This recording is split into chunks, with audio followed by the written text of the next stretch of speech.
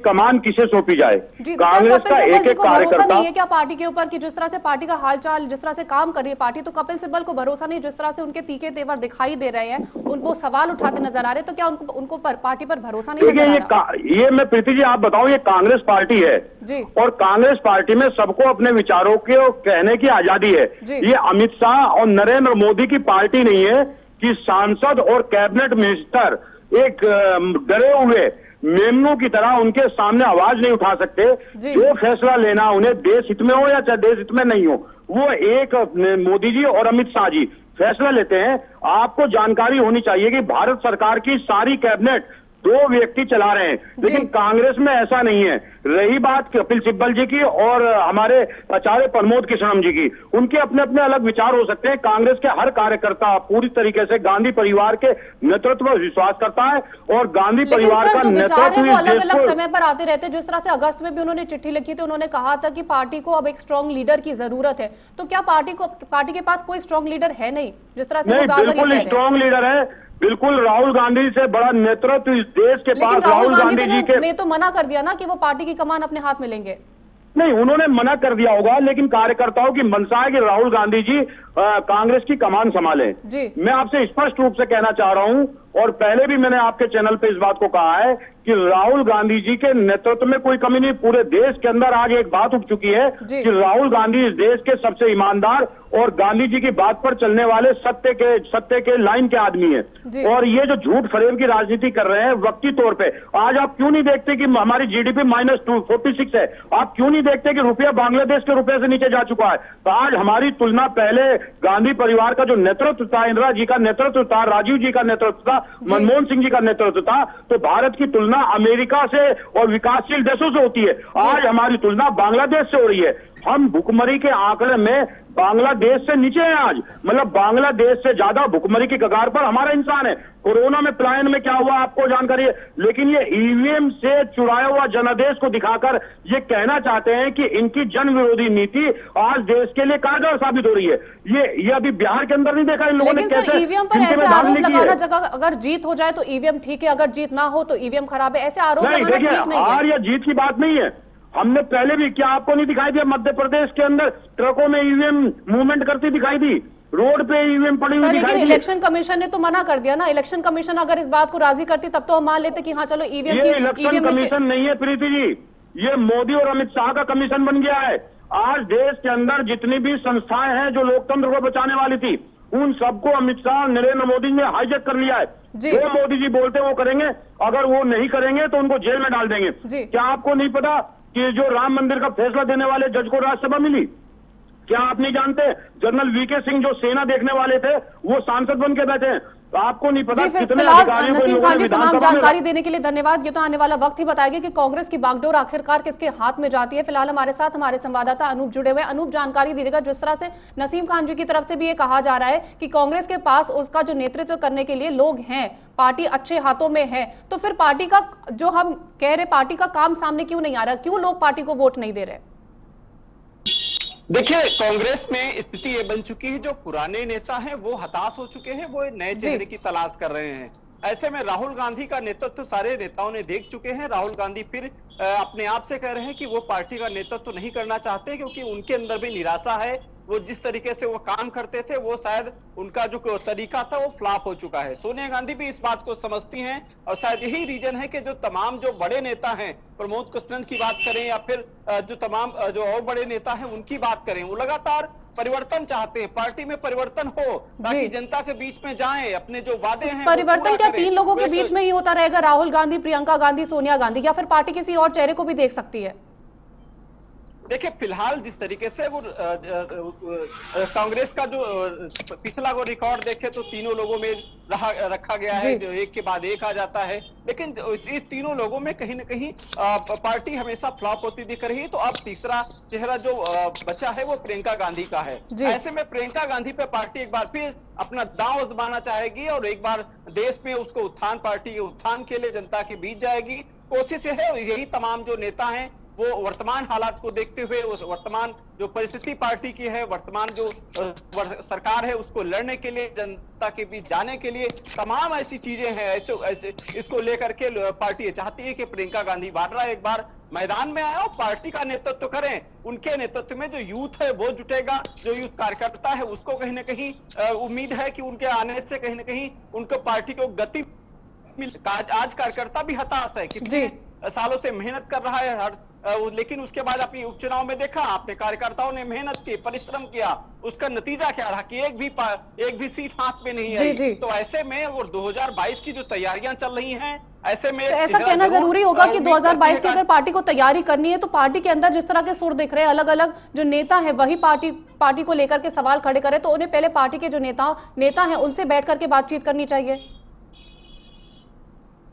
बिल्कुल सही बात है। ऐसे में पार्टी के जो नेता हैं उनके साथ भी बात करनी चाहिए कि ये तीसरा विकल्प क्या हो सकता है, क्योंकि जिस तरीके से राहुल और सोनिया गांधी के बाद तीसरा विकल्प जो कार्यकर्ता और पार्टी को यही दिखता है मुझे लगता है, क्योंकि प्रियंका गांधी वाड्रा उत्तर प्रदेश में आपने देखा होगा कि किस तरीके से एक सरकार पे अपनी छवि छाप डाली है, लगातार कानून व्यवस्था को लेकर सरकार को घेरा और सरकार दबाव में भी आ गई थी, ये भी बिल्कुल सच बात है। तो यही कार्यकर्ता चाहते हैं कि अगर प्रियंका गांधी वाड्रा उत्तर प्रदेश के साथ साथ पूरे देश में अगर पार्टी की कमान संभालती है तो कहीं ना कहीं एक पार्टी को गति मिलेगी। ऐसे में पार्टी को भी ये चाहिए कि जो बड़े नेता हैं शीर्ष नेतृत्व पर उनको बिठाकर मीटिंग करनी चाहिए और साहब की सहमति से एक कदम उठाना चाहिए अगर पार्टी का उत्थान करना है।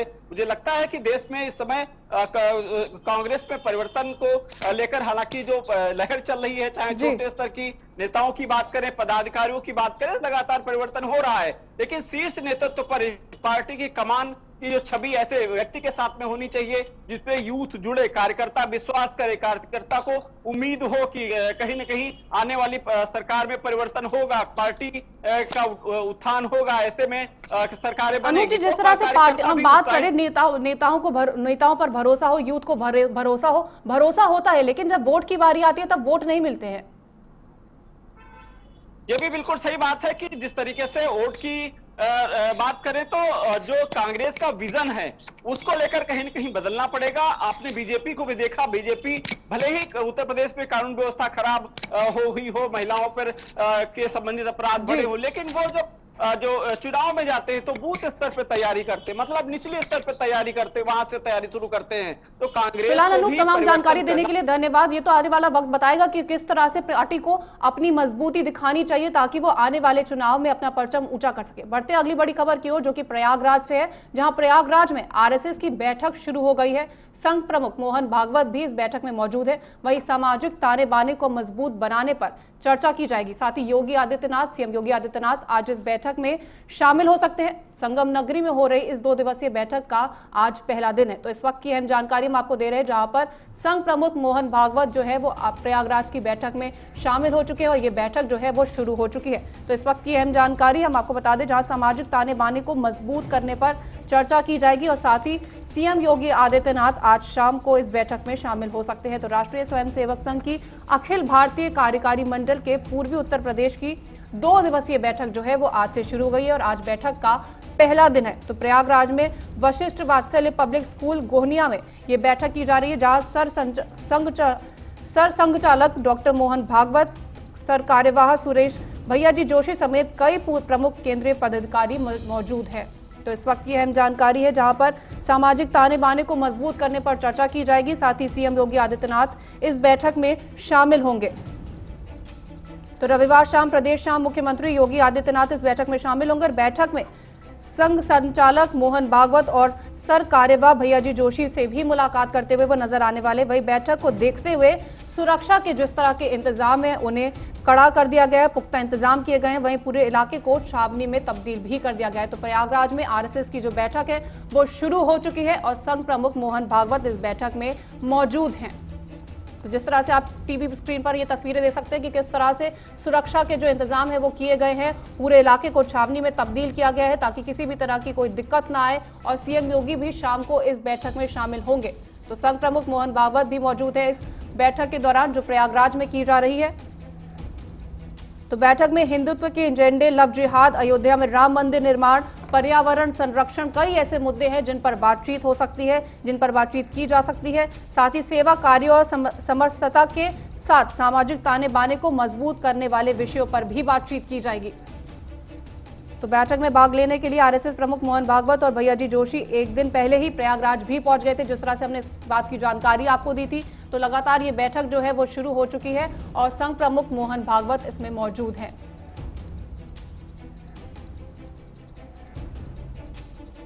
तो जिस तरह से ये बैठक चल रही है, माना जा रहा है कि आज इस बैठक में हिंदुत्व के एजेंडे, लव जिहाद, अयोध्या में राम मंदिर, जिस तरह से लव जिहाद का मामला काफी गर्मा रहा है कि उस पर कानून लाना चाहिए, इन सारे मुद्दों पर बातचीत हो सकती है। वहीं पर्यावरण संरक्षण, जिस तरह से कोरोना के मामले बढ़ रहे हैं, वहीं ग्राम विकास, गौ संरक्षण, धर्मांतरण, सब इन सभी ऐसे मुद्दों पर बातचीत हो सकती है। ये माना जा रहा है कि जिस तरह से ये बैठक आयोजित हो रही, जिस तरह से सीएम योगी आदित्यनाथ इस बैठक में हिस्सा लेंगे, तो ये सारे अहम मुद्दे हैं जिन पर बातचीत की जा सकती है।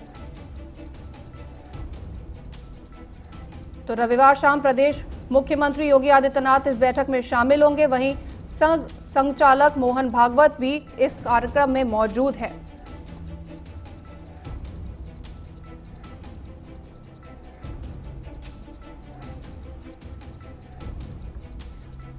तो हमारे साथ हमारे संवाददाता अमित श्रीवास्तव लाइव जुड़ गए। हमें जानकारी दीजिएगा, जिस तरह से पूरी तैयारियां की गई हैं, क्या कुछ मुद्दे हो सकते हैं जिन पर बातचीत होगी आज? बिल्कुल, प्रयागराज जिले में पूरी तैयारियां जो है संघ के जो मोहन भागवत है वो देर रात आ चुके हैं, भैया जी जोशी भी आ चुके हैं। मुख्यमंत्री का इंतजार हो रहा है, मुख्यमंत्री प्रयागराज में आने वाले हैं, बस उनका इंतजार हो रहा है।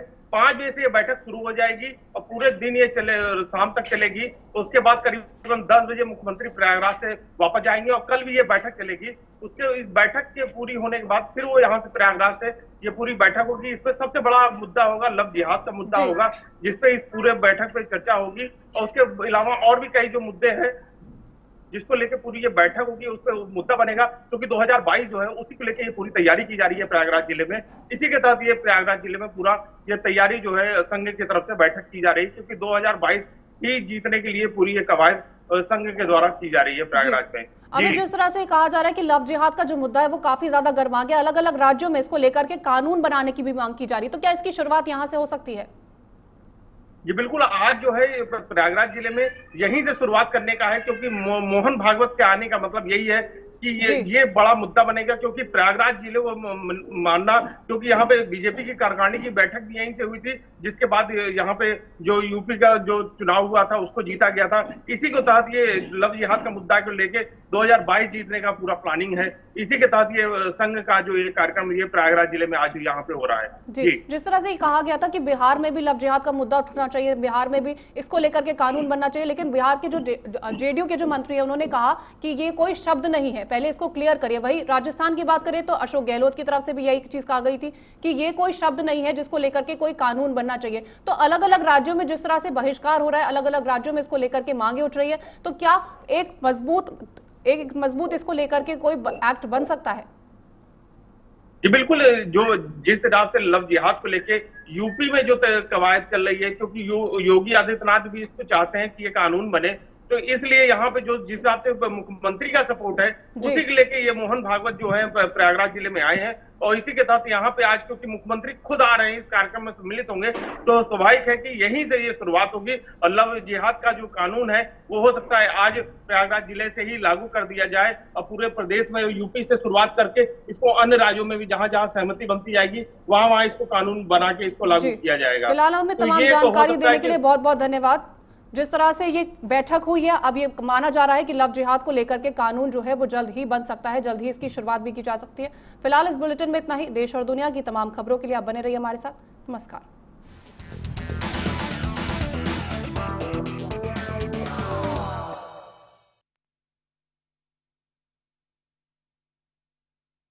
नमस्कार, बहुत स्वागत आप सभी का। आपके साथ मैं हूं कीर्ति दीक्षित। वक्त हो चला है अपना उत्तर प्रदेश की खबरों का।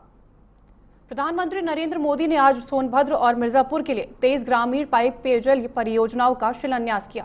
पीएम मोदी ने वीडियो कॉन्फ्रेंसिंग के जरिए इस परियोजना का शिलान्यास किया। सीएम योगी आदित्यनाथ भी सोनभद्र से इस आयोजन में शामिल हुए। लगभग 5500 करोड़ की लागत की इस योजनाओं से 41 लाख की आबादी को शुद्ध पेयजल उपलब्ध कराया जा सकेगा। पेयजल को लेकर समस्या झेल रहे विंध्य क्षेत्र के लोगों को इस परियोजना के शुरू होने से काफी लाभ होगा।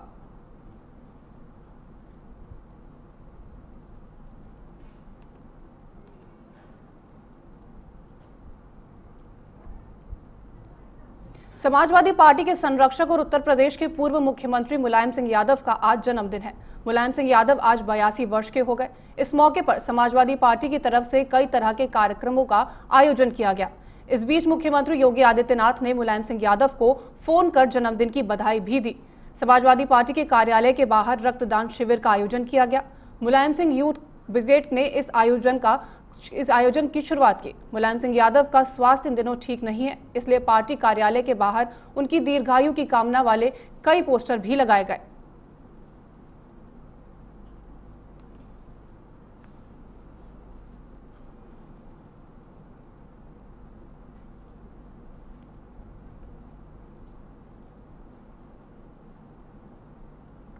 कभी देश की ग्रैंड ओल्ड पार्टी कही जाने वाली कांग्रेस आज एक ऐसे चौराहे पर खड़ी है जहां उसे ये नहीं पता कि जाना किस ओर है।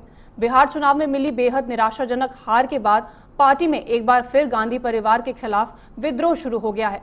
बिहार चुनावों में महागठबंधन को मिली हार के बाद कांग्रेस में बगावत के सुर दिखाई देने लगे हैं। ऐसे में पार्टी के अंदर कई आवाजें और कई सवाल भी उठने लगे हैं। कांग्रेस के वरिष्ठ नेता ने भी पार्टी के नेतृत्व पर सवाल उठाया है। ऐसे में पार्टी की अंदरूनी कलह खुलकर सामने आ गई। सिब्बल ने यूपी उपचुनाव में कांग्रेस के खराब प्रदर्शन पर चिंता जाहिर की। वहीं सिब्बल के बयान देने के बाद यूपी से भी कांग्रेस नेताओं के बयान सामने आने लगे हैं। कांग्रेस नेता आचार्य प्रमोद कृष्णम का ट्वीट भी सामने आया। प्रमोद कृष्णम ने प्रियंका को कांग्रेस की कमान देने की मांग की है। उन्होंने कहा कि पार्टी की कमान प्रियंका गांधी को सौंप दी जाए। करोड़ों कार्यकर्ताओं को यही भावना है ताकि देश में जन आंदोलन खड़ा किया जा सके। मोदी सरकार की जन विरोधी नीतियां हैं, ऐसी नीतियों के खिलाफ जन आंदोलन जरूरी है।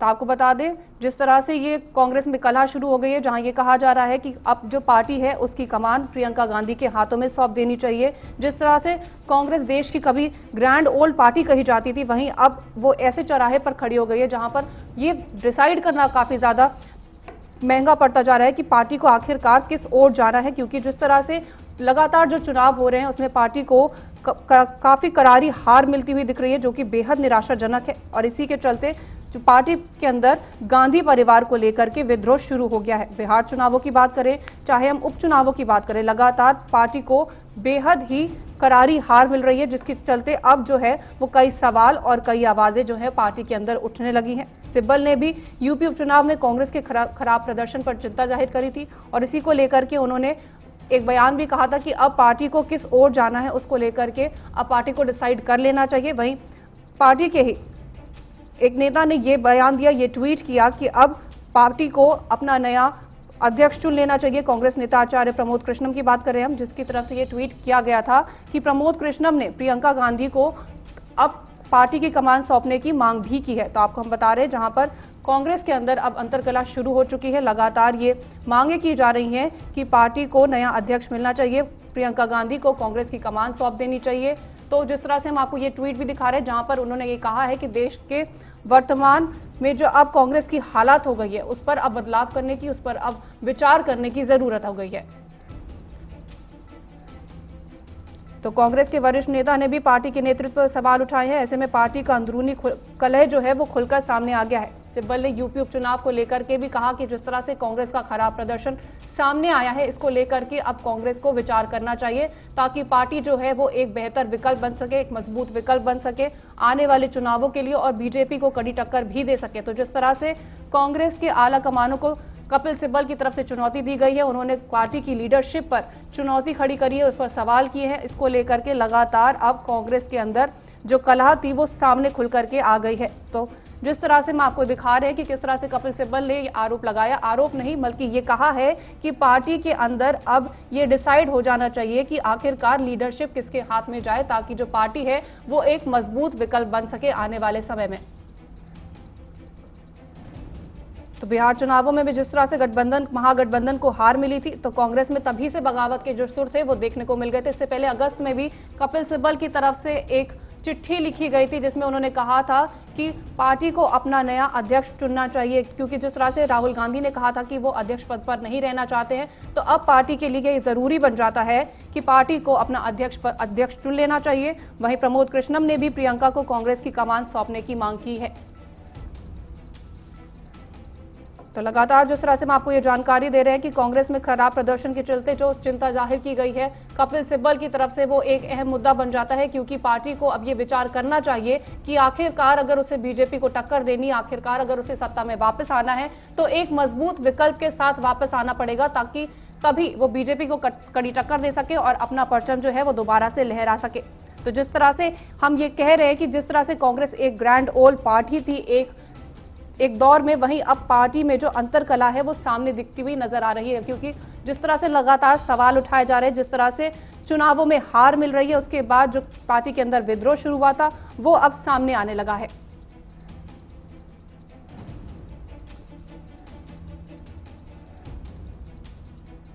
तो हमारे साथ हमारे संवाददाता अनूप सिंह लाइव जुड़ गया। अनूप, जानकारी दीजिएगा, जिस तरह से कांग्रेस के आला कमानों को लेकर के ये चुनौती दी गई है कपिल सिब्बल की तरफ से, तो क्या कुछ जानकारी है इसको लेकर के? गांधी को लेकर कांग्रेस में चाहे कांग्रेस के कार्यकर्ता की बात करें या नेताओं की बात करें, लगातार जब से पार्टी का एक तरीके से उत्तर प्रदेश में या फिर देश में पतन हुआ है, तब से एक मांग आई है कि प्रियंका गांधी का चेहरा पार्टी मुख्य रूप से लाए, उनको एक इंजन बना के, उनकी कमान बना के, और पार्टी में कुछ अगर परिवर्तन होता है तो एक जागृति आ सकती है, पार्टी एक बार उठ सकती है। उसी क्रम में जिस तरीके से नेताओं की मांग रही है, वो आज भी जिस तरीके से उठ करके प्रमोद कृष्ण ने मांग की है कि अगर प्रियंका के हाथ में कमान जाएगी तो पार्टी का उत्थान होगा। इस समय वर्तमान राजनीति में कहीं न कहीं प्रियंका की आने की जरूरत है।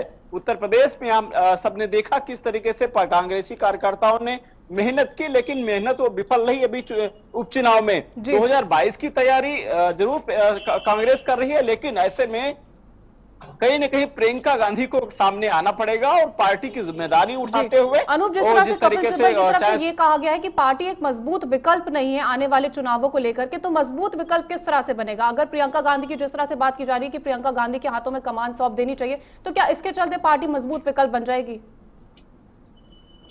देखिए, बिल्कुल सही बात है, पार्टी की आस है, कार्यकर्ताओं की आस है, क्योंकि राहुल गांधी के नेतृत्व में जिस तरीके से कार्यकर्ता जनता के बीच में गए, निराशा मिली। सोनिया गांधी के नेतृत्व में पहले बीच में कार्यकर्ता, जब से पार्टी पतन हुआ तब से सोनिया गांधी के भी नेतृत्व में जनता के सामने कार्यकर्ता पहुंचे, लेकिन कोई पार्टी का उत्थान नहीं हो सका है। तो एक रास्ता सिर्फ ये बाकी है कि अगर प्रियंका गांधी वाड्रा अगर सामने आती हैं, पार्टी का नेतृत्व करती हैं, तो कहीं न कहीं कार्यकर्ताओं की आस है, कांग्रेस के जो नेता हैं उनको एक आस है कि हो सकता कि प्रियंका गांधी के नेतृत्व में पार्टी का उत्थान हो सकता है, पार्टी एक बार मजबूत हो सकती है, क्योंकि प्रियंका गांधी के अंदर वो जज्बा है, चाहे रात हो या फिर दिन हो, और किसी जरूरत पड़ती है तो वो खड़ी रहती है। आपने हाथरस की बात देखा या तमाम जो महिलाओं की सुरक्षा की बात करती हैं, मुख्यमंत्री योगी आदित्यनाथ को लगातार पत्र लिखती रहती हैं, यानी विपक्ष को बताना, सरकार को भी ये जताती रहती कि विपक्ष अभी जिंदा है। तो ऐसे में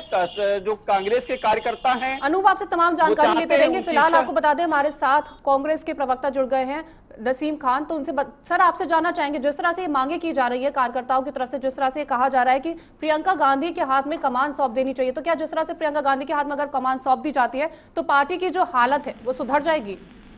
देखिए प्रीति जी, मैं आपको स्पष्ट रूप से बताऊं, जिस तरीके से आपने कहा कि प्रमोद कृष्णम जी ये मांग कर रहे हैं कि प्रियंका गांधी जी को कमान सौंपनी चाहिए, मैं स्पष्ट रूप से कहना चाहता हूं कि कांग्रेस का एक एक कार्यकर्ता अपने गांधी परिवार के नेतृत्व पर विश्वास करता है। वो राहुल गांधी जी हो, चाहे प्रियंका गांधी जी, श्रीमती सोनिया गांधी जी हो, ये तीनों ही नेतृत्व करने के लिए सक्षम है। और कांग्रेस के कार्यकर्ताओं की मंशा है कि इस देश में को बचाने के लिए, झूठ और फरेब की राजनीति को बचाने के लिए मोदी और अमित शाह जिस तरीके से देश को बर्बाद करने में लगे हुए हैं, कांग्रेस का सरकार में आना जरूरी है। अब ये राष्ट्रीय नेतृत्व को तय करना है